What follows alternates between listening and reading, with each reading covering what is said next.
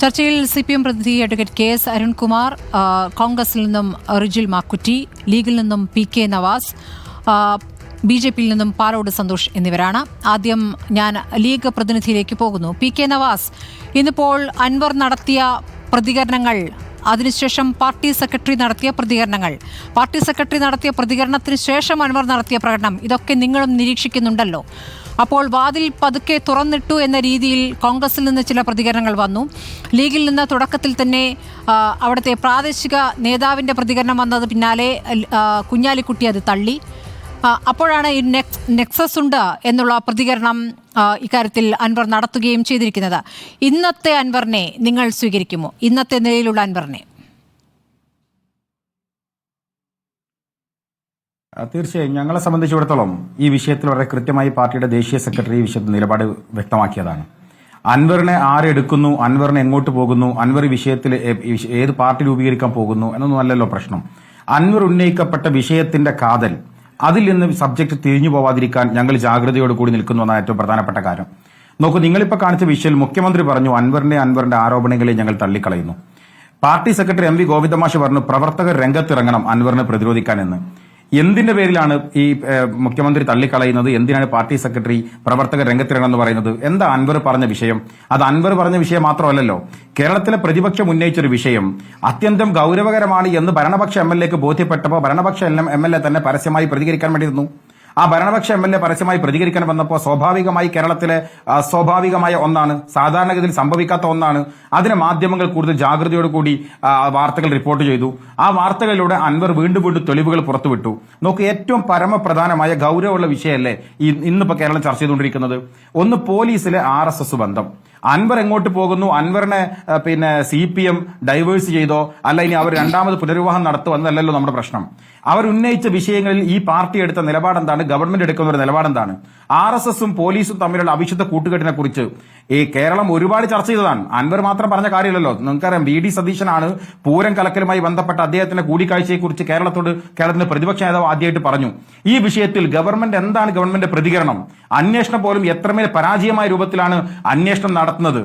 ഇതിനെക്കുറിച്ച് കേരളം ചർച്ച ചെയ്യപ്പെടണ്ടേ? കേരളത്തിലെ പൊതുസമൂഹം ചർച്ച ചെയ്യപ്പെടണം. ഇപ്പൊ യഥാർത്ഥത്തിൽ എന്താ സംഭവിച്ചത്?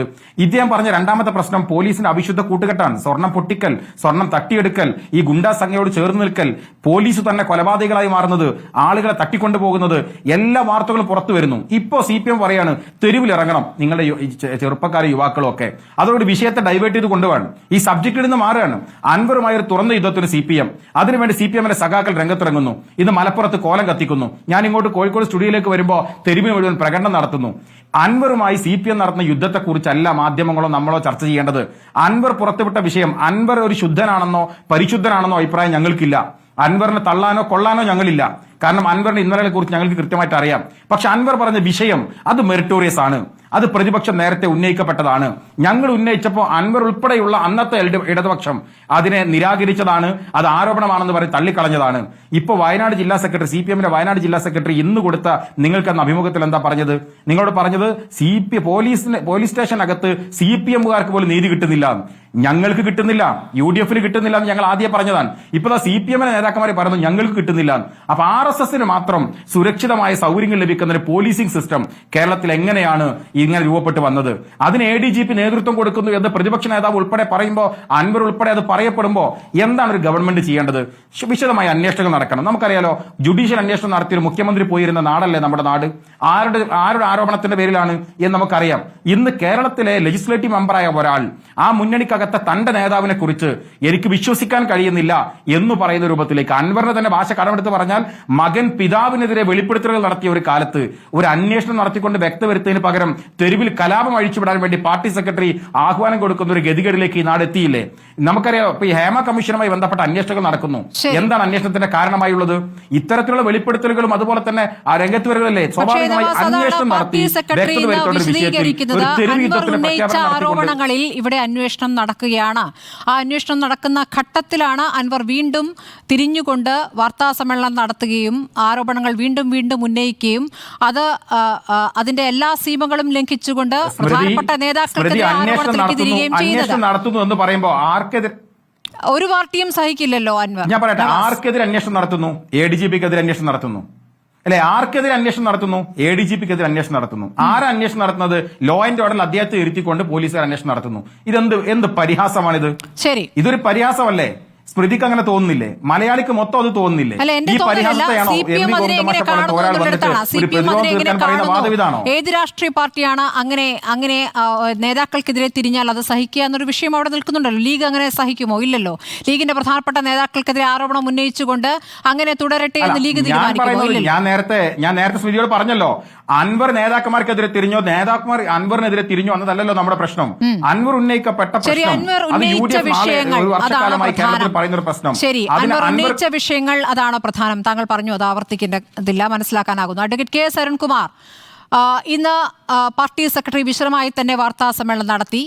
തുടക്കത്തിൽ വലതുപക്ഷത്തിന്റെ കോടാലിയായി മാറി അൻവർ എന്ന് പറഞ്ഞുകൊണ്ട് സഖാക്കൾ, ജനങ്ങൾ തെരുവിലിറങ്ങണം അൻവറിനെതിരെ എന്ന് ആഹ്വാനം ചെയ്യുകയായിരുന്നു.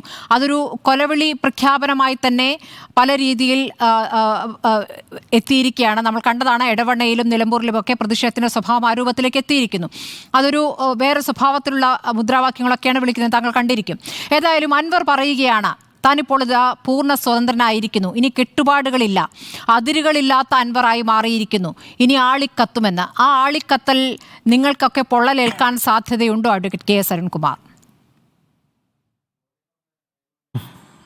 ഇന്നലെ പറഞ്ഞത് നീ തീയാവും എന്നാണ്, നീതിയില്ലെങ്കിൽ നീ തീയാവുന്നു. എന്ത് തീയാണ് ഇന്നലെ ആയത്? ഇന്ന് പറയുന്നു ആളിക്കത്തുന്നു. ആളിക്കത്തിക്കോട്ടെ. ഞാനെന്ത് ചോദിച്ചട്ടെ, കുറച്ച് ദിവസമായി കുറേ ആരോപണങ്ങൾ അദ്ദേഹം ഉന്നയിക്കുന്നുണ്ട്. ആ ആരോപണങ്ങൾക്ക് എന്തു വസ്തുനിഷ്ഠമായിട്ടുള്ള തെളിവുകളാണ് അദ്ദേഹം ഹാജരാക്കിയത്? അദ്ദേഹം ആകെ ഹാജരാക്കിയത് പത്തനംതിട്ട SP-യുമായി സംസാരിച്ച ഫോൺ സന്ദേശമാണ്. ആ ഫോൺ സന്ദേശം ഒരു പോലീസ് ഉദ്യോഗസ്ഥൻ ചെയ്യാൻ പാടില്ലാത്ത സംഭാഷണമാണ്. അപ്പോൾ തന്നെ അദ്ദേഹത്തെ സസ്പെൻഡ് ചെയ്തുകൊണ്ടല്ലേ അന്വേഷണം ആരംഭിച്ചത്.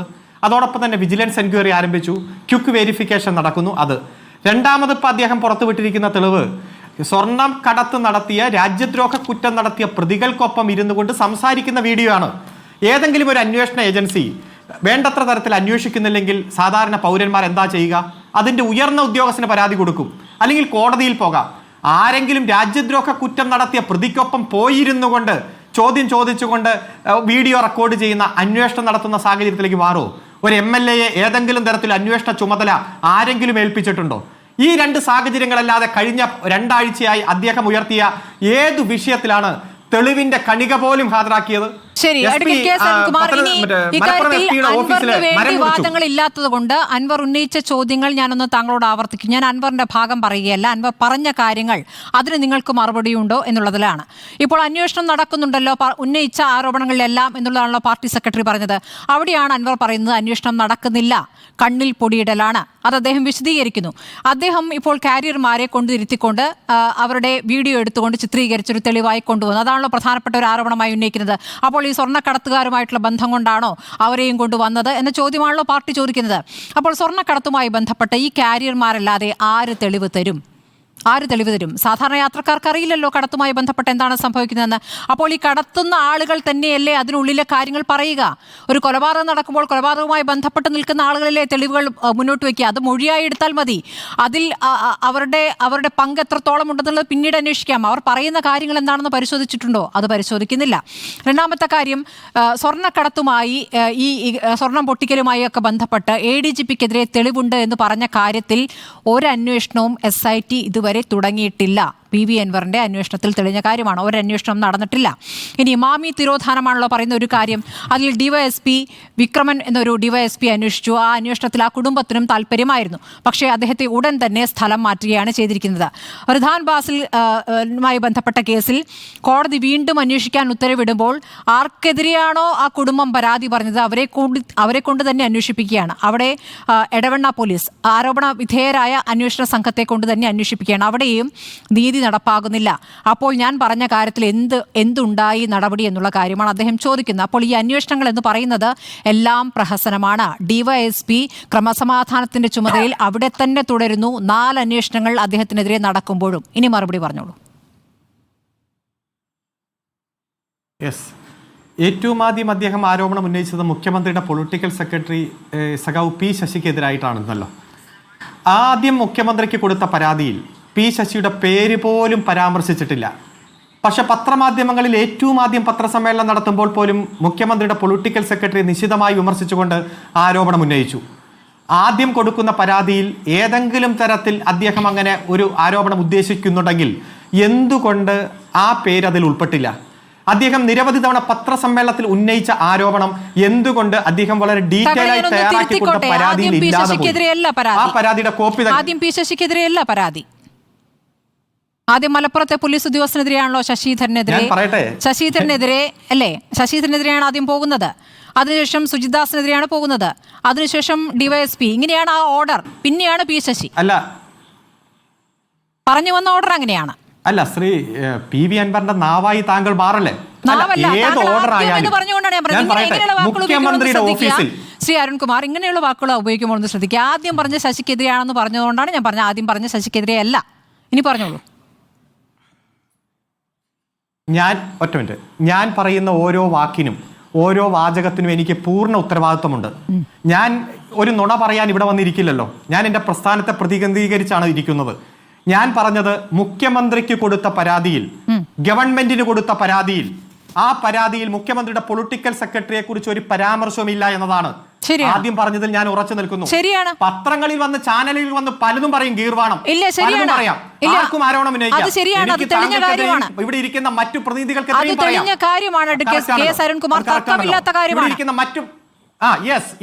ഞാൻ പറയട്ടെ, ഇവിടെ ഇരിക്കുന്ന മറ്റു പ്രതിനിധികൾക്കെതിരെയും എനിക്ക് എന്തും ആരോപണം ഉന്നയിക്കാം. പക്ഷെ ഞാൻ ഉന്നയിക്കുന്ന ആരോപണത്തിന്റെ വസ്തുത എന്നിൽ വേണം. അതാണ് ക്രെഡിബിലിറ്റി.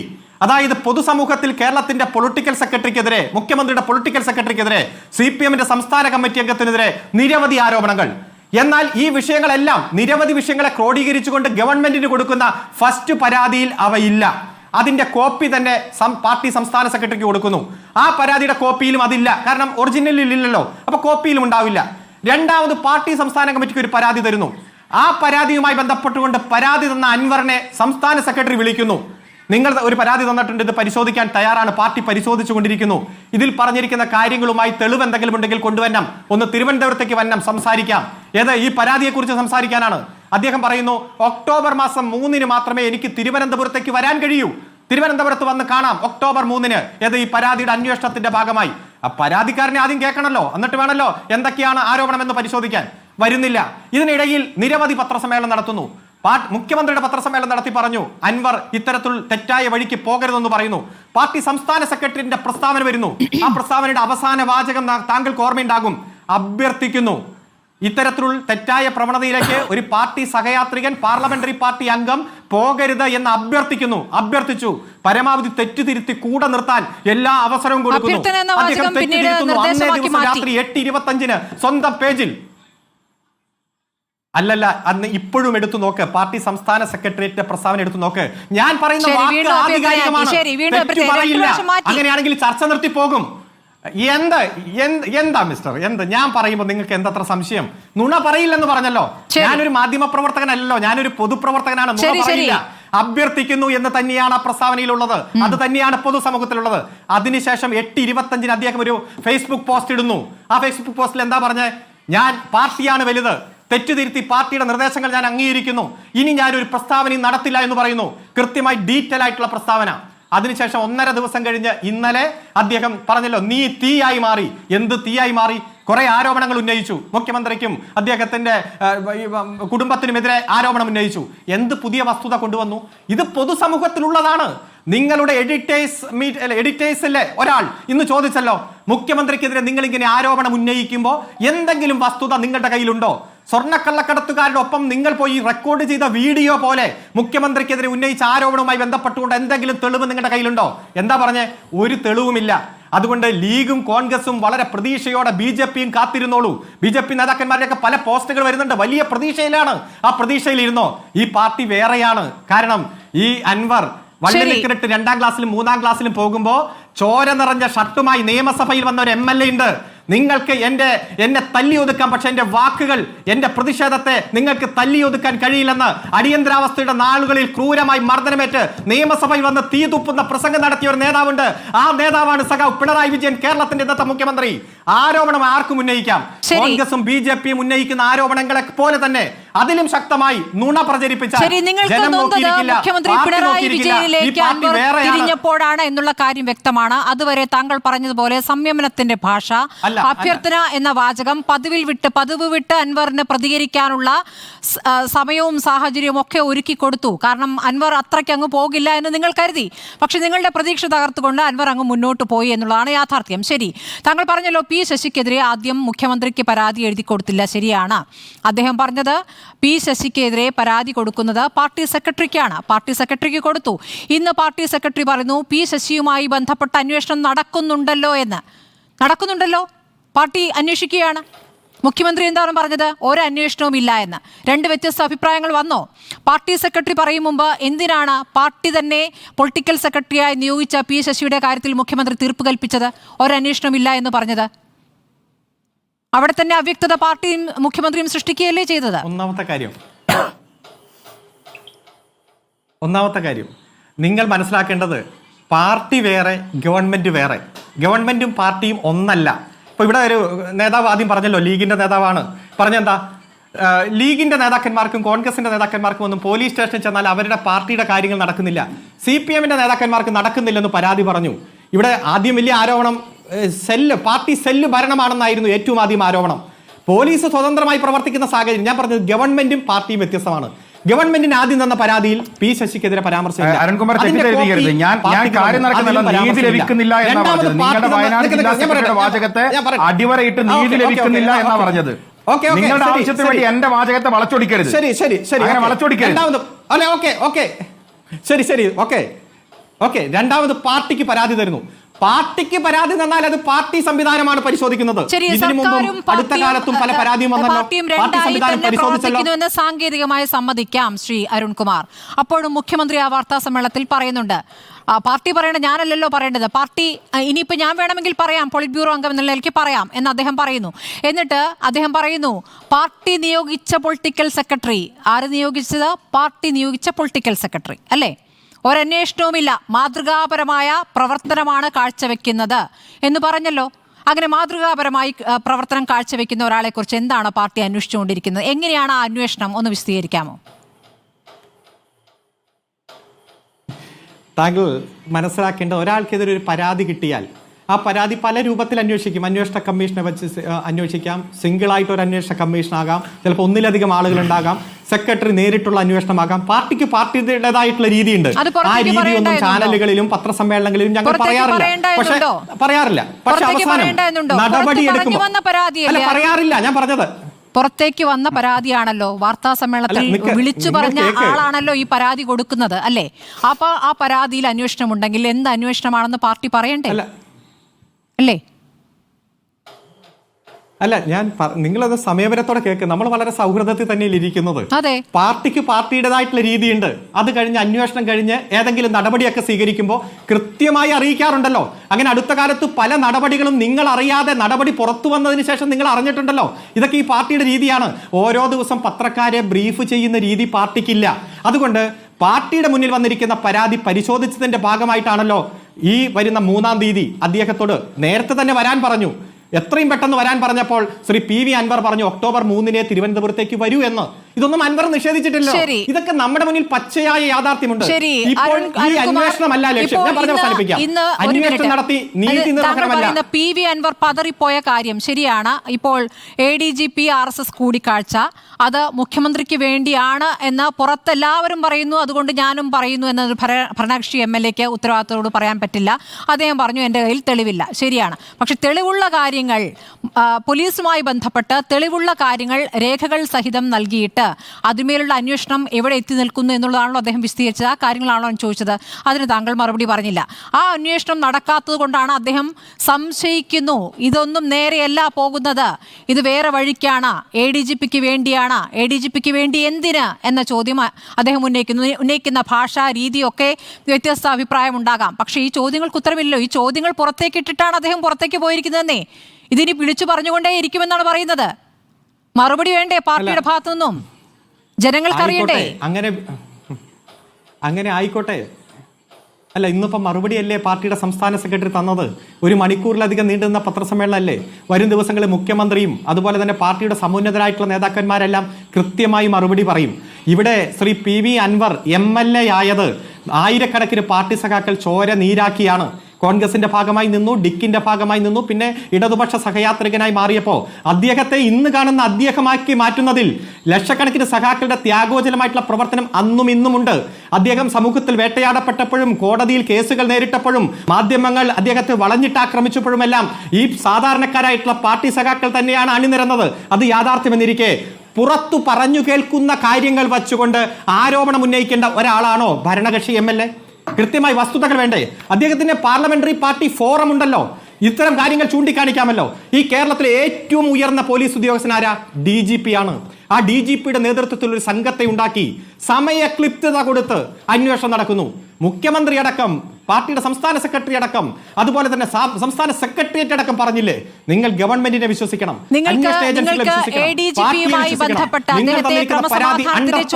നിർത്തിക്കൊണ്ട് നടത്തുന്ന 4 അന്വേഷണം CPIയെ ബോധ്യപ്പെടുത്താനായിട്ടില്ല. എന്നിട്ട് പോരെ അൻവറിനെ. തിരുമാക്കുറ്റി ഇന്ന് അൻവറിന്റെ പ്രതികരണം കണ്ടല്ലോ. അൻവർ പറയുന്നതിൽ ഏറ്റവും പ്രധാനപ്പെട്ടതായി വന്നിട്ടുള്ള ഒരു കാര്യം, എല്ലാ രാഷ്ട്രീയ പാർട്ടികളിലെയും നേതാക്കൾക്കിടയിൽ ഒരു ഒരുമിക്കലുണ്ട്. ചില വിഷയങ്ങളിൽ അങ്ങോട്ടും ഇങ്ങോട്ടും ചോദിച്ച് പ്രവർത്തിക്കുന്നു, അങ്ങോട്ടും ഇങ്ങോട്ടും സഹായം ചെയ്യുന്ന ഒരു നെക്സസ് ഉണ്ട് എന്നാണ് പറയുന്നത്. ആ നെക്സസിൽ കോൺഗ്രസും ഉണ്ട് എന്നുള്ള കാര്യം വ്യക്തമാണല്ലോ.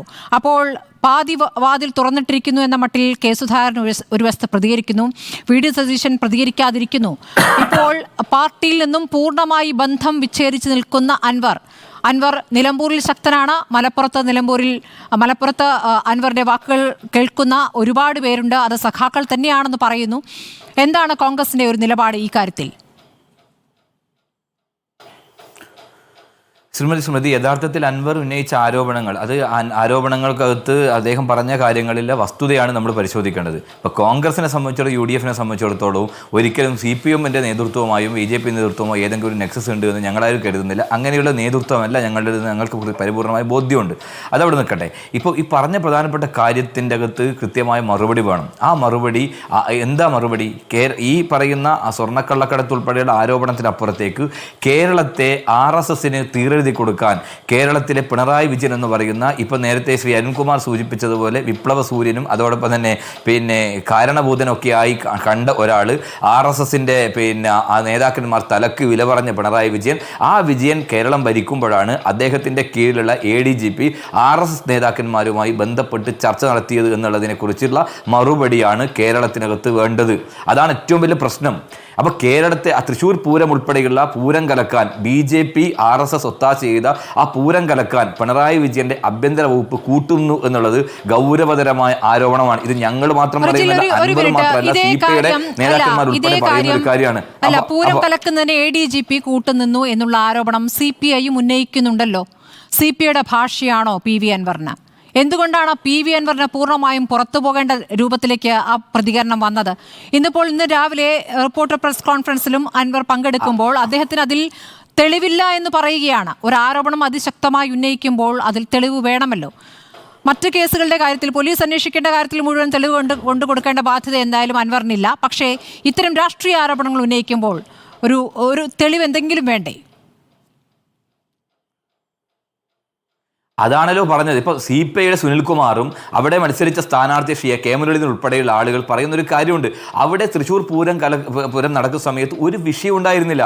വളരെ ഭംഗിയായി നടന്ന ഒരു പൂര ഉത്സവത്തെ അത് അവിടെ അലങ്കോലമാക്കാനും അവിടെ പോലീസിന്റെ അട്രോസിറ്റി ഉണ്ടാവാനുള്ള കാരണത്തെ സംബന്ധിച്ചിട്ടാണ് പ്രശ്നം. ആ പൂരം കലങ്ങി എന്നുള്ള വസ്തുതയല്ലേ? ആ പൂരം കലക്കാൻ ഒരു ബുദ്ധികേന്ദ്രം ഉണ്ടായിരുന്നു. അത് RSSന്റെ ബുദ്ധികേന്ദ്രമാണ്. ആ RSSന്റെ ബുദ്ധികേന്ദ്രം എന്താ? ഞങ്ങൾ പറഞ്ഞൊരു കാര്യമുണ്ട്. ഇപ്പോൾ ഇവിടെ RSSനെതിരെയൊക്കെ പറയുന്നുണ്ട്. BJP നേതാക്കന്മാർ പിണറായി വിജയനെയും ഈ സർക്കാരിനെതിരെ പോസ്റ്റ് ഇടുന്നൊക്കെ പറയുന്ന അരുൺകുമാറോട് കാര്യം ചോദിക്കാനുള്ളത്, ഈ BJP നേതാക്കന്മാർ കേരളത്തിൽ കഴിഞ്ഞ തെരഞ്ഞെടുപ്പ് മത്സരിക്കുമ്പോൾ അവർ ഏറ്റവും നല്ല സ്ഥാനാർത്ഥിമാരാണെന്ന് പറഞ്ഞത് നിങ്ങളുടെ LDFന്റെ കൺവീനർ അല്ലേ? BJP-ക്കെതിരായി പോരാട്ടം നടത്തുന്ന ആളുകളാണോ നിങ്ങളെ ആളുകൾ? പറഞ്ഞ ആളുകൾ നിങ്ങളല്ലേ? അവിടെ അന്നത്തെ ഇതേപോലെ ദല്ലാളായ നന്ദകുമാർ പറഞ്ഞല്ലോ, തൃശ്ശൂർ കൊടുക്കാൻ ഞങ്ങൾ തീരുമാനിച്ചിട്ടുണ്ട്, ആ തൃശ്ശൂർ കൊടുക്കാനുള്ള തീരുമാനം ഇതാണ് എന്നുള്ളത് ഇപ്പൊ പുറത്ത് വന്നില്ലേ? തൃശ്ശൂർ എങ്ങനെയാ കൊടുത്തത്? പൂരം കലക്കി കൊടുത്ത്. ആ പൂരം കലക്കാൻ RSS പ്ലാൻ ചെയ്തതാണ്. ആ പ്ലാൻ ചെയ്ത കാര്യം പോലീസിന് ഉപയോഗിച്ച് നടത്തി കൊടുത്തു എന്നുള്ളതാണ്. അപ്പൊ പൂരം കലങ്ങിയിട്ടുണ്ട്. ആ പൂരം കലങ്ങിയതിന് ഗുണം കിട്ടിയതാരാ? BJP-ക്കാണ്. അപ്പോൾ ഞങ്ങൾ പറഞ്ഞൊരു കാര്യമുണ്ട്, ഇപ്പൊ BJP നേതാക്കന്മാർക്കും BJP-ക്കും CPM ഭരിക്കുന്നത് നല്ലത്. കാരണം അതിനു വേണ്ടിയുള്ള സൗകര്യം ഇവിടെ ചെയ്തു കൊടുത്തു എന്നത് നമ്മുടെ മുമ്പിൽ പകൽ പോലെ വെളിച്ചത്തിൽ നിൽക്കുകയാണ്. അപ്പൊ അതിന് മറുപടി പറയണ്ടേ? പൂരം കലക്കിയതുമായി ബന്ധപ്പെട്ട വിഷയത്തിനകത്ത് മറുപടി പറയണം. അത് കേരളത്തിലെ ജനങ്ങൾക്ക് അറിയേണ്ടതായിട്ടുണ്ട്. ഈ RSS-ന്റെയും ഈ CPM-ന്റെയും ഈ ബാന്ധവം ഒരു ഉത്സവത്തെ, ഒരു പൂരത്തെ, തൃശ്ശൂർ പോലെയുള്ള ഏറ്റവും പൂരം എന്ന് പറയുന്ന ലോക ശ്രദ്ധിക്കുന്ന ഒരു ഉത്സവത്തെ അലങ്കോലമാക്കിയതിന്റെ ഉത്തരവാദിത്തത്തിൽ നിന്ന് അതിന്റെ പേരിൽ BJP-ക്ക് ഇവിടെ കടമൊരുക്കി കൊടുത്തതിനെ കുറിച്ച് പറയേണ്ടതായിട്ടുണ്ട് ശ്രീ അരുൺകുമാർ. അതോടൊപ്പം അങ്ങയുടെ ഒരു കാര്യം ചോദിക്കാനുള്ളത്, അങ്ങയുടെ പാർട്ടിയുടെ കേന്ദ്ര കമ്മിറ്റി അംഗമായ EP ജയരാജനും BJP-യുടെ കേന്ദ്ര നേതാവായിട്ടുള്ള കേന്ദ്രമന്ത്രിയായിട്ടുള്ള രാജീവ് ചന്ദ്രശേഖരനും ഇന്നും ഒന്നിച്ച് ബിസിനസ് നടത്തുന്നുണ്ട്. അപ്പൊ നിങ്ങൾക്കുള്ള ബന്ധം ഇത് പുറത്തു വരികയാണ്. അപ്പൊ അതിന്റെ ബന്ധം EP ജയരാജനുണ്ട്. ആ മറ്റൊരു ബന്ധം പിണറായി വിജയന്റെ ബന്ധം എന്താ? ഭയത്തോടു കൂടിയുള്ള ബന്ധമാണ്. എന്താ ഭയം? ആ ഭയം സ്വന്തം മകൾ നടത്തിയിട്ടുള്ള അഴിമതി, കിത്ത വാങ്ങിയത് 1,72,00,000 രൂപയുമായി ബന്ധപ്പെട്ട് പുറത്തു വന്നിട്ടുള്ള കാര്യങ്ങൾ, SFI ഉൾപ്പെടെയുള്ള അന്വേഷണ ഏജൻസിയുടെ അന്വേഷണം മുന്നോട്ട് പോകാത്തത്, ഇതുമായി ബന്ധപ്പെട്ട് പിണറായി വിജയൻ എന്ന് പറയുന്ന മുഖ്യമന്ത്രിയുടെ കുടുംബവും ഓഫീസും നടത്തിയിട്ടുള്ള ഇത്തരം കാര്യങ്ങളിലൊക്കെ തന്നെ, ആ കാര്യങ്ങളൊക്കെ തന്നെ കാണിച്ചുകൊണ്ടാണ് BJPയും കേന്ദ്ര BJP നേതൃത്വവും പിണറായി വിജയനെ ഭയപ്പെടുത്തുന്നത്. ആ ഭയപ്പാടാണ് പിണറായി വിജയൻ. ജയിലിലേക്ക് പോകാനുള്ള മടിയാണ്, മകൾക്ക് പോകാനുള്ള മടിയാണ്. ഇപ്പൊ കനിമൊഴിയും അതോടൊപ്പം തന്നെ നമ്മുടെ ഒരു മിനിറ്റ് പോകല്ല പോലെ അങ്ങനെയുള്ള ആളുകളൊക്കെ ജയിലിൽ പോയിട്ടുണ്ട്. കേജ്രിവാൾ പോയിട്ടുണ്ട്, സോറം പോയിട്ടുണ്ട്. അപ്പൊ എനിക്ക് പോകാൻ മടിയാണ്, അതുകൊണ്ട് അതിനുള്ള സൗകര്യം ഞാൻ ചെയ്തു കൊടുക്കുക എന്നുള്ളത് കൊണ്ടാണ് ഈ ഒരു കാര്യം ചെയ്തു കൊടുത്തത്. ഒരു കാര്യം കൂടി ഞാൻ പറയാൻ ആഗ്രഹിക്കുകയാണ്. ഇപ്പൊ ഇവര് തീയാവാൻ പറയുന്നുണ്ട്. ഇപ്പൊ കൈകൊത്തും കാലുകൊത്തും. ഇനി ഒരു കേരളം കാതോർക്കുന്നത് 52 വെട്ടിന്റെ റെക്കോർഡ് തകർത്തുകൊണ്ട് പുതിയ വെട്ടിന്റെ കഥ വരുമോ, അല്ലെങ്കിൽ അൻവറെ തീയിട്ട് കളയുമോ എന്നുള്ളതാണ്. P ജയരാജൻ തീയാവാനാണ് പറഞ്ഞത്, അൻവറിനെതിരെ തീയാവാൻ. പക്ഷെ ഞാൻ അദ്ദേഹത്തിന്റെ ഫേസ്ബുക്ക് പോസ്റ്റ് മുഴുവൻ കണ്ടപ്പോൾ എനിക്ക് മനസ്സിലായത് മുഴുവൻ സഖാക്കന്മാരും P ജയരാജനെതിരാണ്. പാർട്ടിയുടെ വളരെ കൃത്യമായി ബോധ്യമുള്ള സൈബർ അണികൾ മുഴുവൻ അൻവറിന്റെ കൂടെയാണ്. ഏകദേശം 10K ലൈക്കുള്ള 3000-ഓളം കമന്റുള്ള പോസ്റ്റിനകത്ത് ശ്രീമതി സ്മൃതി പരിശോധിക്കൂ, ഇവരുടെ അണികൾ ഉൾപ്പെടെ അൻവറിന്റെ കൂടെയാണ് എന്നുള്ളതിന്റെ തെളിവുണ്ട്. അവർ ചോദിക്കുന്ന ചോദ്യമുണ്ട്, എന്താണെന്നറിയോ? ഈ BJPയുമായി ബന്ധപ്പെട്ട പ്രശ്നമാണ്. അൻവർ ADGPയെ എന്തുകൊണ്ട് നടപടി എടുക്കുന്നില്ല, എന്തുകൊണ്ട് മാറ്റുന്നില്ല? നിങ്ങൾ സെൻകുമാറിനെതിരെ പറഞ്ഞ കാര്യം എന്തുകൊണ്ട് ADGP അജിത് കുമാറിന് ബാധകമാകുന്നില്ല? സമീപകാലത്ത് നടന്ന പൂരം കലക്കിയ വിഷയം ഒന്ന്, അതോടൊപ്പം തന്നെ അലൻ താഹിയുമായി ബന്ധപ്പെട്ട കേസ്, അതോടൊപ്പം തന്നെ സന്ദീപാനഗിരിയുടെ ആശ്രമ കേസ്, റിയാസ് മൗലവിയുടെ വധം, കൊടിഞ്ഞി ഫൈസലിന്റെ വധം, ട്രെയിനിലെ തീവപ്പ്, അതോടൊപ്പം തന്നെ മറുനാടൻ മലയാളിയുടെ ഉടമയായിട്ടുള്ള ഷാജൻ സ്കറിയുമായി ബന്ധപ്പെട്ട സൗകര്യം, ഇതൊക്കെ ചെയ്തു കൊടുത്തത് ആരാണ് ഭരിക്കുന്നത്? ശ്രീമതി സ്മൃതി. പിണറായി വിജയൻ ഭരിക്കുമ്പോൾ ഗുണം ലഭിച്ചതാണ് RSS-നല്ലേ? ഈ വിഷയം ഉൾപ്പെടെ RSS-ന് സൗകര്യം പോലെ ഭരിച്ചു കൊടുക്കുന്ന ഒരു മുഖ്യമന്ത്രിയും ആഭ്യന്തരമന്ത്രിയും എന്നതിനെ സംബന്ധിച്ച് ഞങ്ങൾ പറയുന്ന ആരോപണം തന്നെയാണ് അൻവറും പറയുന്നത്. അതുകൊണ്ട് ശ്രീ MN വിജയൻ മാസ്റ്റർ പറഞ്ഞതുപോലെ ചോദ്യം ചോദിച്ച കുട്ടിയെ ക്ലാസ്സിൽ നിന്ന് പുറത്താക്കിയാലും ആ ചോദ്യം ക്ലാസ്സിൽ തന്നെ ഉണ്ടാകുമെന്നുള്ളതാണ് അൻവർ ചോദിച്ച ഈ ചോദ്യത്തിന് മറുപടി പറഞ്ഞേ മതിയാവും. കേരളത്തെ കാവ്യവൽക്കരിക്കാൻ പിണറായി വിജയൻ സ്വന്തം കുടുംബത്തെ സംരക്ഷിക്കുന്നതിന് വേണ്ടി നടത്തിക്കൊണ്ടിരിക്കുന്ന ഈ ഹീനശ്രമത്തെ ഈ കേരളം ചെറുത്തു തോൽപ്പിക്കണം. ഈ കാപട്യത്തെ ഈ നാട് തിരിച്ചറിയണം എന്നുള്ളതാണ് ഞങ്ങൾക്ക് പറയേണ്ടതായിട്ടുള്ളത്. അതാണ് ഞങ്ങളുടെ പ്രധാനപ്പെട്ട പ്രശ്നം. മറ്റു വിഷയങ്ങളാണ്, ഈ വിഷയമാണ് ഞങ്ങളുടെ ഏറ്റവും വലിയ വിഷയം. അതിനകത്ത് മറുപടി പറയാൻ പ്രധാനപ്പെട്ട വിഷയം ശ്രീ പാലോട് സന്തോഷ്, ADGP RSS കൂടിക്കാഴ്ച, അതാണ് ഏറ്റവും പ്രധാനപ്പെട്ട വിഷയമായി പ്രതിപക്ഷം ചൂണ്ടിക്കാണിക്കുന്നത്. PV അൻവറും അത് പറഞ്ഞു. PV അൻവറിന്റെ പക്ഷേ മുന്നിൽ തെളിവില്ല എന്ന് പറയുന്നു. നിങ്ങളെ സംബന്ധിച്ച് ഇക്കാര്യത്തിൽ എന്താണ് നിലപാട്? ഇത് വളരെ വ്യക്തമാണല്ലോ സ്മൃതി. ഒരു കാര്യം മനസ്സിലാക്കുക, ഈ സംഭവങ്ങളുമായി ബന്ധപ്പെട്ട് കമ്മ്യൂണിസ്റ്റ് മാർക്സിസ്റ്റ് പാർട്ടിക്കും അതുപോലെ തന്നെ ഗവൺമെന്റിനും വളരെ വ്യക്തമായി ഇതിന്റെ ഗൂഢാലോചനകൾ മുഴുവൻ അറിയാം, ഇതിന്റെ അഴിമതി കഥകൾ മുഴുവൻ അറിയാം. ഇത് ഇപ്പോൾ തുടങ്ങിയതല്ല. സ്വർണ്ണക്കള്ളക്കടത്തുമായി ബന്ധപ്പെട്ട് വരുന്ന സമയങ്ങളിൽ എല്ലാ അർത്ഥത്തിലും ശിവശങ്കറും അതുപോലെ തന്നെ ഈ അജിത് കുമാറുമാണ് എല്ലാ കാര്യങ്ങൾക്കും, കള്ളക്കടത്ത് ഇതുപോലുള്ള എല്ലാ കാര്യങ്ങൾക്കും നേതൃത്വം കൊടുക്കുന്നതിന് വേണ്ടി അല്ലെങ്കിൽ നേതൃത്വം കൊടുത്തവരെ സപ്പോർട്ട് ചെയ്തിട്ടുള്ളത്. ഇപ്പൊ ഞാൻ ഒരു കാര്യം ചോദിക്കട്ടെ, 4 കേസാണ് അദ്ദേഹത്തിനെതിരെ അന്വേഷിക്കുന്നത്. ഒരു സാമാന്യ ബോധമോ വിവരവുമുള്ള ഒരു ആഭ്യന്തര വകുപ്പ് മന്ത്രിയോ ഒരു മുഖ്യമന്ത്രിയോ ഒരു പാർട്ടിയോ ഒരു മുന്നണിയാണെങ്കിൽ അദ്ദേഹത്തിന് ക്രമസമാധാന ചുമതലയിൽ നിന്ന് മാറ്റി നിർത്തണ്ടേ? മാറ്റി നിർത്തിയിട്ട് അന്വേഷണം കൊണ്ടുവരണ്ടേ? അതുപോലെ മറ്റൊരു ഗൂഢാലോചന ആലോചിക്ക്. PV അൻവറിനെതിരെ ഇപ്പൊ അരുൺ ഉൾപ്പെടെയുള്ളവർ ഘോരഘോരം പ്രസംഗിക്കുന്നുണ്ടല്ലോ. PV അൻവർ കത്ത് കൊടുത്തു, അതിൽ ചില വിഷയങ്ങൾ ചൂണ്ടിക്കാണിച്ചു, അതെല്ലാം അന്വേഷിക്കണമെന്ന് പറഞ്ഞു. അത് പരിശോധിച്ചിട്ട് എന്താ പാർട്ടി പറഞ്ഞത്? തൽക്കാലം നിങ്ങളൊന്നും പറയരുതെന്നാണ്. അപ്പോൾ അതുവരെ അൻവർ ഒരു തെറ്റുകാരനല്ല. പക്ഷേ പാർട്ടി സെക്രട്ടറിയും മുഖ്യമന്ത്രിയും അദ്ദേഹം ഉന്നയിപ്പിച്ച ആരോപണങ്ങളിൽ വ്യക്തമായി മറുപടി കൊടുക്കാതെ ഗൂഢാലോചനയ്ക്ക് സംരക്ഷണം കൊടുക്കുന്ന വാക്കുകളും വചനങ്ങളുമായി മുന്നോട്ട് വന്നപ്പോൾ എന്ത് ചെയ്തു? PV അൻവർ ചില കാര്യങ്ങൾ പുറത്തു പറഞ്ഞു. ഈ PV അൻവർ ഇപ്പൊ പുറത്തു പറഞ്ഞില്ലായിരുന്നെങ്കിൽ CPM-ന് PV അൻവർ നല്ല വ്യക്തിയാവുമായിരുന്നു. അപ്പോൾ ചില യാഥാർത്ഥ്യങ്ങളാണോ യാഥാർത്ഥ്യമല്ല എന്നുള്ള രണ്ടാമത്തെ കാര്യം. പക്ഷേ ഒത്തിരി ആരോപണങ്ങൾ നേരിടുന്ന ഒരു വ്യക്തിയെ ഇപ്പോഴും ആ IDGP സ്ഥാനത്ത് ഇരുത്തിയിരിക്കുന്നത് കാരണം അതിലൊരു ആരോപണം RSSുമായി മാറ്റി നേതാക്കളുമായുള്ള കൂടിക്കാഴ്ചയാണ് ശ്രീ പാലോട് സന്തോഷ്. അല്ല, അത് പറഞ്ഞോട്ടെ. അത് പറഞ്ഞിട്ട് അൻവർ തന്നെ പറഞ്ഞല്ലോ തെളിവൊന്നുമില്ലെന്ന്. അത് നിങ്ങൾ പറഞ്ഞോട്ടെ, അത് അന്വേഷിക്കട്ടെ. അത് അപ്പോഴല്ലേ. ഇപ്പൊ ഇവിടെ എന്താണ് അന്വേഷിച്ചാൽ ശിക്ഷിക്കേണ്ട കുറ്റമാണോ നിങ്ങളെ സംബന്ധിച്ച്? അല്ല, ഞാൻ ചോദിക്കട്ടെ. ഞാൻ പറയട്ടെ. ഞാൻ ചോദിക്കട്ടെ, P ശശിക്കെതിരെ അന്വേഷണം വേണമെന്ന് ആരോപണം ഉന്നയിച്ചു. ആരാ അന്വയിച്ചത്? നമ്മുടെ CPM-ന്റെ സഹയാത്രികനായ MLA. ഞാൻ ഒറ്റ കാര്യം ചോദിക്കുന്നേ ഉള്ളൂ. ആ PV അൻവർ ഈ ആരോപണങ്ങൾ ഉന്നയിക്കുന്ന സമയങ്ങളിൽ മുഖ്യമന്ത്രിയുമായി ബന്ധപ്പെട്ട് കൂടുതൽ വെളിപ്പെടുത്തലുകളോ അല്ലെങ്കിൽ ആരോപണങ്ങൾ വന്നപ്പോഴാണ് അദ്ദേഹത്തിനെതിരെ തിരിഞ്ഞത്. ഇതിൽ നിന്ന് മനസ്സിലാക്കണ്ടേ? P ശശിക്കെതിരെ ആരോപണം വന്നു. മുഖ്യമന്ത്രി എന്താ പറഞ്ഞത്? അദ്ദേഹം വിശ്വസ്തനാണെന്ന്. ഇന്ന് സംസ്ഥാന സെക്രട്ടറി എന്താ പറഞ്ഞത്? അദ്ദേഹത്തിനെതിരെ ആരോപണം അന്വേഷിക്കുമെന്ന്. മുഖ്യമന്ത്രി വീണ്ടും എന്താ പറഞ്ഞത്? അന്വേഷണം ഇല്ല എന്ന്. ഇതിൽ നിന്നും മനസ്സിലാക്കേണ്ടത് എന്താ? ഇതൊരു ഗൂഢാലോചനയുടെ ഒരു ഗൂഢസംഘമാണ്. ഇത് തൃശൂർ പൂരമല്ല, ഇതിപ്പോ നടക്കുന്ന അഴിമതി പൂരമാണ്. കേരളത്തിലെ CPM-ന്റെ നേതൃത്വത്തിലുള്ള ഗവൺമെന്റ് നടത്തുന്ന അഴിമതി പൂരമാണ് ഇത്. വരാൻ പോകുന്ന ഒന്നും രണ്ടുമല്ല. ഞാൻ ഒരു കാര്യം കൂടെ ചോദിക്കട്ടെ. CPM-ലുള്ള നമുക്കറിയാം കഴിഞ്ഞ കാലങ്ങളിൽ എത്ര മുഖ്യമന്ത്രിമാർ LDF-ലൂടെ ഉണ്ടായിരുന്നു എന്ന്. അപ്പൊ അരുൺ പറഞ്ഞു ഒരുപാട് യാതനയൊക്കെ അങ്ങനെ അനുഭവിച്ച ലക്ഷക്കണക്കിന് സഹാക്കൾ ഇപ്പൊ പുറത്താണ്. അൻവറെ ഒരു നിരവധി തവണ 55-60 കേസ് പറഞ്ഞ ആളുകളുണ്ട്. ഞാൻ ഉള്ളവർ അവരെല്ലാം ഈ മുന്നണിക്ക് അല്ലെങ്കിൽ പാർട്ടിക്കൊക്കെ പുറത്തായി. കാരണം എന്താ? നിങ്ങൾ ജനങ്ങളിൽ നിന്ന് അകന്നുപോയി. നിങ്ങൾ കോർപ്പറേറ്റുകളുടെ താല്പര്യ സംരക്ഷകരായി. സർവ്വരാജ്യ തൊഴിലാളികളെ സംഘടിക്കുമെന്ന് പറഞ്ഞപ്പോ സർവ്വരാജ്യ മുതലാളിമാരെ സംഘടിപ്പിക്കുന്നു അല്ലേ? നിങ്ങൾ കൊയ്യും വയലുകളെല്ലാം നിങ്ങളുടേതാവും പങ്കിളിയെ. ഇപ്പൊ എന്താ? നിങ്ങൾ കൊയ്യും വയലുകളെല്ലാം ഞങ്ങളുടേതായി. ഒരു മുതലാളിത്തത്തിലേക്ക് എത്രയോ വർഷങ്ങളായി ഇന്ത്യയിൽ അങ്ങനെയാണോ താങ്കൾ BJP-യിലേക്ക് വന്നത്? ഇടത് സഹയാത്രികനായിരുന്നു,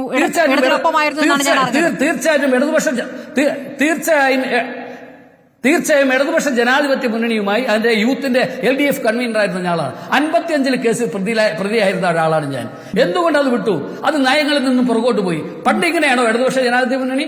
ഇങ്ങനൊരു വിഷയം വന്നാൽ വ്യക്തമായ അഭിപ്രായം പറയുന്ന ഒരു മുന്നണിയായിരുന്നില്ലേ? ഒറ്റ കാര്യം ചോദിക്കട്ടെ. LDF-ല് ബിനോയ് വിസ കമന്റ് ചെയ്തിട്ട് പോയി. എന്തുകൊണ്ട് ഇടതുപക്ഷ ജനാധിപത്യ മുന്നണിയിൽ ജനാധിപത്യ ബിൽ അത് പോട്ടെ, ആ മുന്നണിയിൽ ഏതെങ്കിലും നേതാക്കൾ പറയുന്നുണ്ടോ? മുഖ്യമന്ത്രിയുടെ മുമ്പിൽ അന്തസ്സ അഭിപ്രായം പറയാൻ കഴിയുന്ന ഇടതു മുന്നണി നേതാക്കളുണ്ടോ? ശരി, ഇടതുപക്ഷ ജനാധിപത്യ മുഖ്യമന്ത്രിക്ക് നേരെ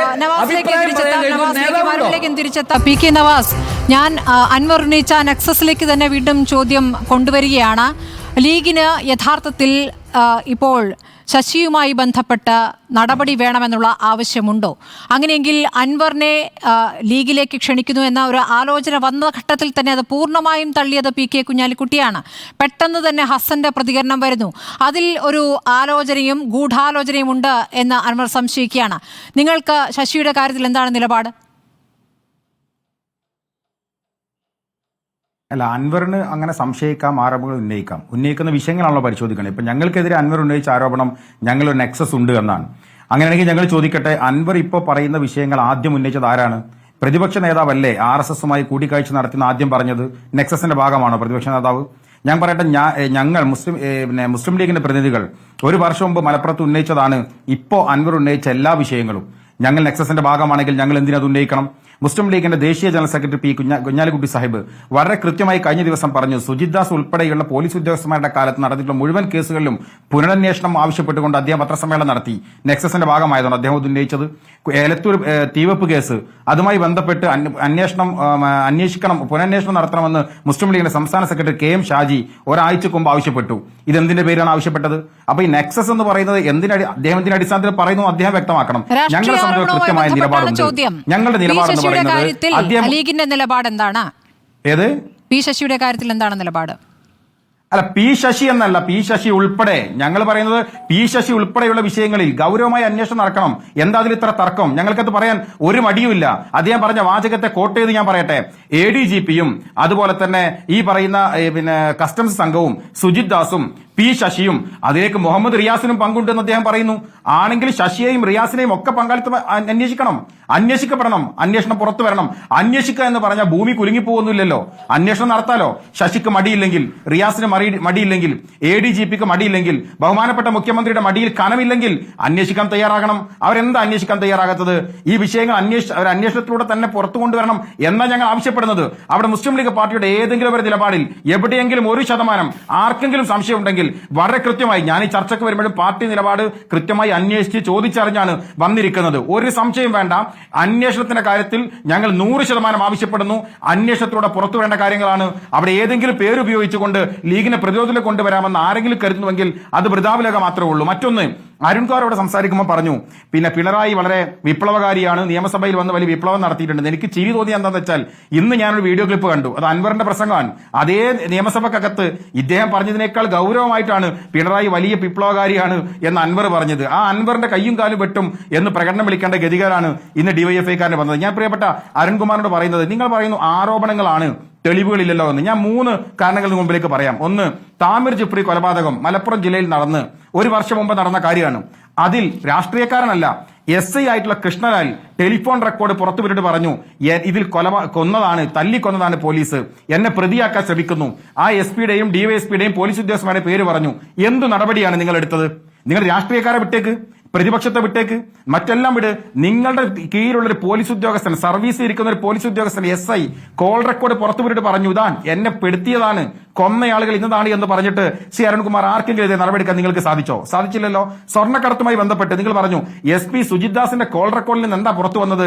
ADGPയുടെ ഈ പറയുന്ന ബംഗ്ലാവും ഈ പറയുന്ന സമ്പത്തും അദ്ദേഹത്തിന്റെ ഭാര്യയുടെ കച്ചവടവും പുറത്തു കൊണ്ടുവന്നത് ആരാണ്? പ്രതിപക്ഷമാണോ? അൻവറാണോ? ഭരണപക്ഷത്ത് ആരെങ്കിലും ആണോ? അല്ലല്ലോ. സുജിത് ദാസ് സ്വകാര്യമായി വിളിച്ചൊരു ഫോൺ റെക്കോർഡിൽ പുറത്തു വന്നതല്ലേ? എന്തു നടപടിയാണ് നിങ്ങൾ എടുത്തത്? ഇതുവരെ അതുമായി ബന്ധപ്പെട്ട നടപടി എടുത്തില്ലല്ലോ. അപ്പോ തെളിവുകളില്ലാഞ്ഞിട്ടല്ല, നിങ്ങൾക്ക് സംരക്ഷിക്കണം ഇവരെ. നിങ്ങൾക്ക് ഈ പോലീസിലെ ഈ പറയുന്ന കളങ്കിതരായ പോലീസ് ഉദ്യോഗസ്ഥന്മാരെ നിങ്ങൾക്ക് സംരക്ഷിക്കണം. RSSുമായി നിങ്ങൾക്ക് കൂട്ടുകച്ചവടം നടത്തണം. അതിന് നേരത്തെ പറഞ്ഞതുപോലെ പൂരം കലക്കിയിട്ടായാലും ഒരു MP അങ്ങോട്ട് കൊടുത്തിട്ട് മകളെ രക്ഷിക്കണം. മുഖ്യമന്ത്രിക്ക് മകളെ രക്ഷിക്കാൻ കേരളത്തിൽ ഒരു MP സംഭാവന ചെയ്ത ഗതികേടിലാണ് CPM ഉള്ളത്. ഞാൻ ഒരു കാര്യം കൂടി പറഞ്ഞ് ശ്രുതി അവസാനിപ്പിക്കാം. ഇപ്പോ അരുൺകുമാർ ഇവിടുന്ന് സംസാരിക്കുമ്പോൾ, അരുൺകുമാർ എന്നോടല്ല സംസാരിക്കുന്നത്, ശ്രുതിയോടല്ല, മലയാളികളോടല്ല, DYFIക്കാരോടാണ്. നിങ്ങൾ ദയവ് ചെയ്ത് അൻവറിന്റെ പിറകിൽ പോവല്ല എന്ന് അരുൺകുമാർ പറഞ്ഞുകൊണ്ടേ ഇരിക്കുന്നത്. ഞാനൊരു കാര്യം പറയാം, നിങ്ങൾ എത്ര കാലം ഈ സത്യത്തെ ഇങ്ങനെ മൂടി വെച്ച് പോകും? കേരളം മുഴുവൻ ഇത് അറിഞ്ഞിരിക്കുന്നു. ഈ കേരളത്തിലെ മുഖ്യമന്ത്രി നഗ്നനാണ് എന്ന് കേരളം മുഴുവൻ തിരിച്ചറിഞ്ഞിരിക്കുന്നു. നിങ്ങളുടെ ഒരു കവചം തീർത്തുകൊണ്ട് അദ്ദേഹത്തെ രക്ഷിക്കാൻ കഴിയും എന്ന് നിങ്ങൾ കരുതരുത്. അത് വരും ദിവസങ്ങൾ നമുക്ക് കേരളത്തിൽ കാണാൻ കഴിയുന്നതാണ്. ശരി, അഡ്വക്കേറ്റ് KS അരുൺകുമാർ, ഇപ്പോൾ MP ഗോവിന്ദൻ വാർത്താസമ്മേളനത്തിൽ തുടക്കം തന്നെ പറഞ്ഞത് ഈ വലതുപക്ഷത്തിന്റെ കയ്യിലെ കോടാലിയായി മാറിയിരിക്കുന്നു അൻവർ എന്നുള്ളതാണല്ലോ. പാർട്ടിയെ സ്നേഹിക്കുന്ന ജനം, സഖാക്കൾ എല്ലാവരും തെരുവിലേക്ക് ഇറങ്ങണമെന്നും പറഞ്ഞു. ഇന്ന് തെരുവിലേക്ക് ഇറങ്ങിയവരുടെ മുദ്രാവാക്യം കേട്ടല്ലോ, മര്യാദയ്ക്ക് നടന്നില്ലെങ്കിൽ കയ്യും കാലും വെട്ടിയെരിയുമെന്നാണ് പറയുന്നത്. ഗോവിന്ദൻ മാഷ് ഒന്ന് ഞൊടിച്ചാൽ കയ്യും കാലും വെട്ടിയെരിഞ്ഞ് പുഴയിൽ തള്ളുമെന്നാണ് മുദ്രാവാക്യം.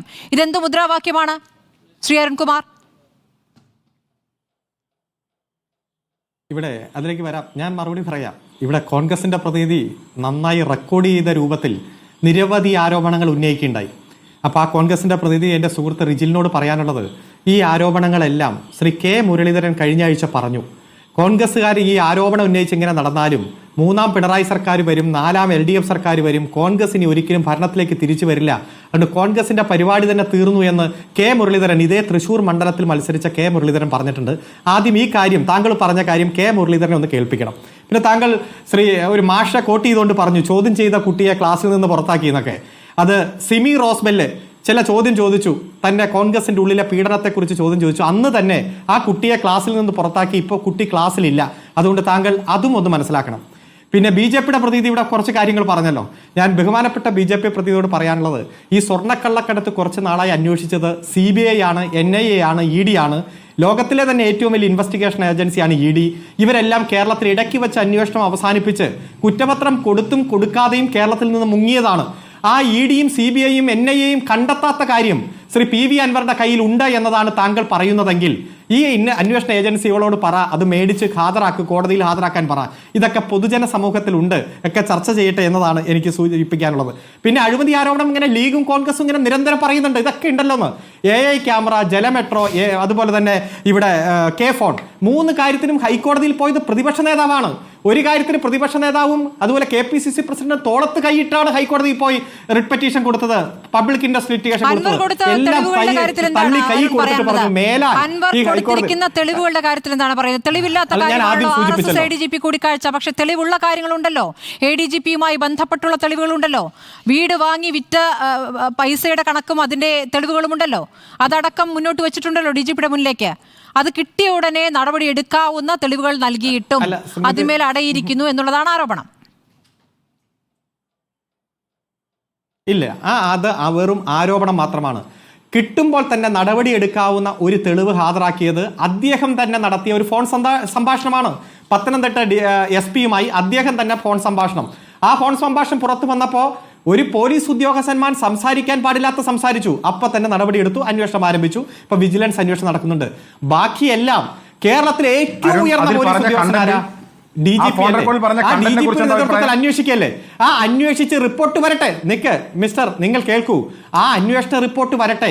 നമ്മൾ ഏത് വ്യക്തി ഉന്നയിക്കുന്നു എന്ന് നോക്കിയിട്ടല്ല, ആ ഉന്നയിക്കുന്ന ആരോപണങ്ങളിൽ തെളിവുണ്ടോ എന്നതാണ്. അന്വേഷണമൊക്കെ അവിടെ നിൽക്കട്ടെ. Advocate K. S. Arunkumar, ADGP RSS കൂടിക്കാഴ്ചയുമായി ബന്ധപ്പെട്ട് CPM-ന് ഒരു വിമർശനം പോലും ഇല്ലാത്തത് എന്താണ് അരുൺകുമാർ? അതിലാണ് അസ്വാഭാവികത.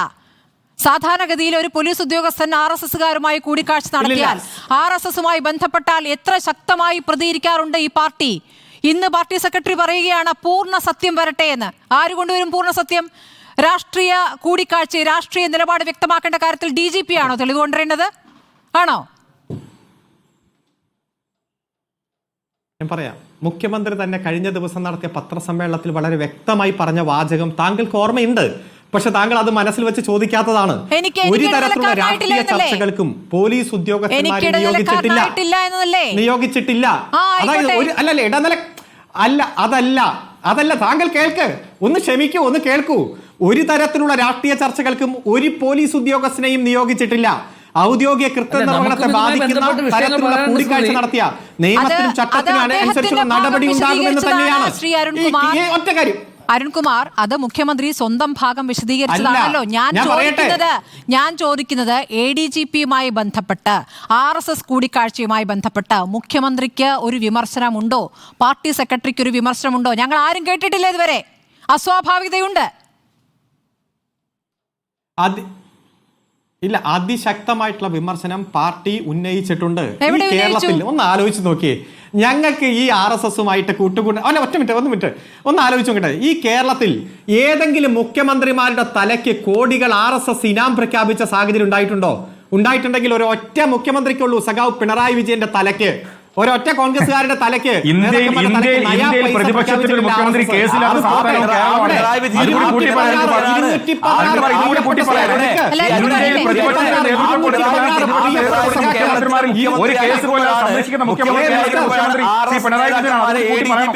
ആയിക്കോട്ടെ, അതെ, തലക്ക് മാസ്കറ്റ് കോർട്ടിൽ ചർച്ച ഒരു സിനിമയിലെ ശ്രീനിവാസൻ പറയുന്നുണ്ട്, CM-ന്റെ നേതൃത്വത്തിൽ ശ്രീനിവാസൻ സൈക്കിളോട്ടി പോകുമ്പോ പറയാം ശ്രീനിവാസ അതെ. സൈക്കിളൊക്കെ ഓടിക്കട്ടെ. ഒരു ശ്രീനിവാസനും മാസ്ക് തിലകനും ഒരു കൂടെ സമാധാന സൈക്കിൾ ഓടിക്കുമ്പോൾ ചർച്ച പറയുന്നുണ്ടല്ലോ. ഉദ്ദേശം ആ, എന്താണെന്ന് പറഞ്ഞേ. ചർച്ച നടത്തുന്നുണ്ടല്ലോ. എല്ലാവരുടെ ശബ്ദം എന്താ ഒരുപോലെ? Congress league B J P മൂന്ന് പേരുടെ ശബ്ദം ഒരേപോലെ. നിങ്ങൾ ആക്രമിച്ചോ? ബിജെപിയുടെ ഞങ്ങളുടെ കൂടെ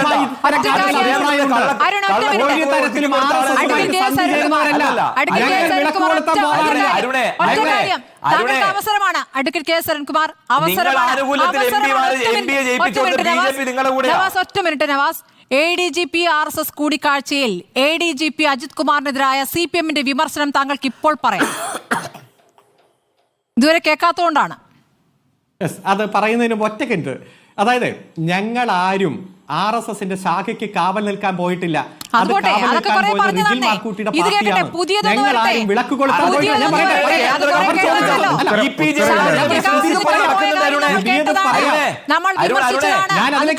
പ്രിയപ്പെട്ട അരുണേ, രാജീവ് ചന്ദ്രശേഖർ ഒന്നിച്ച് കല്യാശ്ശേരിയിൽ ബിസിനസ് നടത്തുന്നുണ്ട്. ഇപ്പോഴും ബിസിനസ്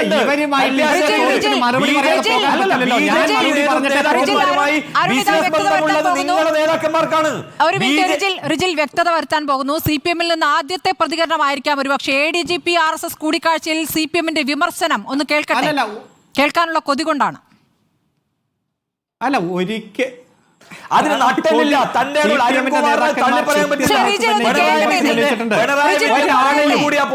റിജിൽ ഒരു മിനിറ്റ് അരുണിന്റെ സമയം ഒന്ന് പറയട്ടെ. അരുൺ പറയൂ. അതെ, റിജില് വിളക്ക് കൊളുത്താൻ പോയതും കാവൽ നിൽക്കാൻ പോയതും കാര്യങ്ങളൊക്കെ ജനങ്ങൾക്കറിയാം.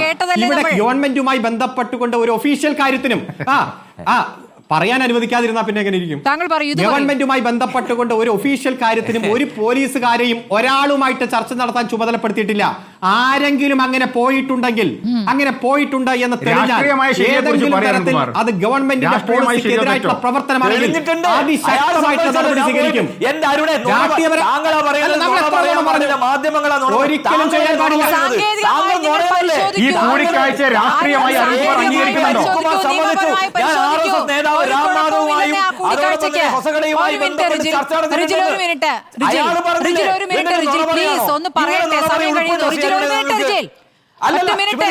സാങ്കേതികമായി നിയമപരമായി ADGP RSS കൂടിക്കാഴ്ചയിൽ ഒരു തെറ്റുമില്ല. എന്റെ ചോദ്യം രാഷ്ട്രീയ ചോദ്യമാണ്. താങ്കൾക്ക് മനസ്സിലാവാഞ്ഞിട്ടല്ലോ, മനസ്സിലായിട്ട് തന്നെയാണല്ലോ പറഞ്ഞത്. മനസ്സിലായിട്ട് തന്നെയാണല്ലോ ഒന്ന് പാർട്ടി സെക്രട്ടറിയും പറഞ്ഞത്. സത്യം പുറത്തു വരട്ടെ. ആര് കൊണ്ടുവരാനാണ് ഈ പൂർണ്ണ സത്യം? ADGP-യോ DGP-യോ? നിയമപരമായിട്ട് തെറ്റാണ്, രാഷ്ട്രീയപരമായിട്ട് തെറ്റാണ്, ധാർമ്മികമായിട്ട് തെറ്റാണ്. ആ തെറ്റ് കൃത്യമായി DGP അന്വേഷിച്ചുകൊണ്ടിരിക്കുകയാണ്. റിപ്പോർട്ട് വരട്ടെ, ശക്തമായിട്ടുള്ള നടപടി സ്വീകരിക്കും. നിങ്ങൾ ആദ്യം കെ മുരളീധരൻ ഇതൊന്ന് പറഞ്ഞ് മനസ്സിലാക്ക്. ഇപ്പോഴും ആജീവനാന്ത പ്രതിപക്ഷമായിട്ട് ഇരിക്കാൻ പോണ പാർട്ടിയല്ലേ കെ മുരളീധരൻ? മനസ്സിലാക്കുക.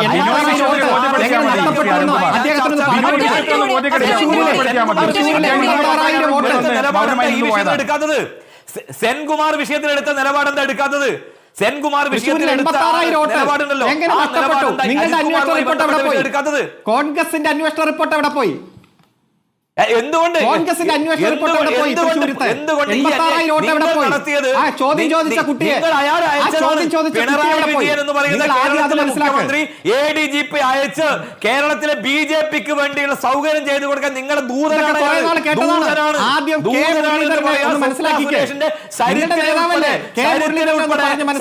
അറസ്റ്റ് ചെയ്യാൻ വിജിലൻസിന്റെ ചുമതലയിൽ ആള് അറസ്റ്റ് ചെയ്ത് പോയപ്പോൾ നിങ്ങൾക്ക് അയാളെ തൊടാൻ പറ്റില്ല.